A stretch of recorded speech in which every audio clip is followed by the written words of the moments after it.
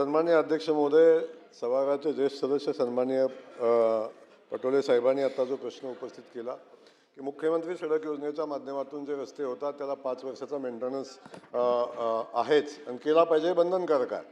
अनेक ठिकाणी असं होतं की रस्ते खराब होतात आणि त्या ठिकाणी मेंटेनन्स होत नाही असं त्यांचा कंप्लेंट आहे. तसं जर स्पेसिफिक कुठं घडत असेल, मुख्यमंत्री सडक योजना, प्रधानमंत्री सडक योजना ही या राज्यासाठी मार्गदर्शक अशी योजना आहे. यामधली कामं आपण बघतो गुणवत्तापूर्वकच होतात. त्यासाठी अनेक निकष त्या गुणवत्तेचे आहेत. ते निकष सगळे पूर्ण करावेच लागतात. तरी पण असं काही स्पेसिफिक कुठं झालं असेल तर आपण निश्चितपणे त्या अधिकाऱ्यांच्यावर कारवाई करू. आणि स्टँडिंग सूचना आहेतच. 5 वर्षाचा तर कायदाच आहे, 5 वर्षाचा मेंटेनन्स करायचा आहे.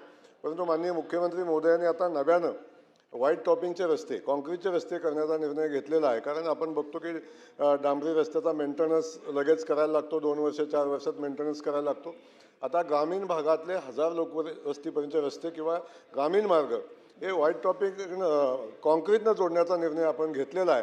आणि त्यामुळे रस्त्याचा मेंटेनन्स पण कमी होईल. परंतु आपण जर सांगितलं की संबंधित अधिकाऱ्यांच्यावर कारवाई करणार का, तर निश्चितपणे जर त्या कामामध्ये हलगर्जीपणा झाला तर संबंधित अधिकाऱ्यांच्यावर कारवाई होईल.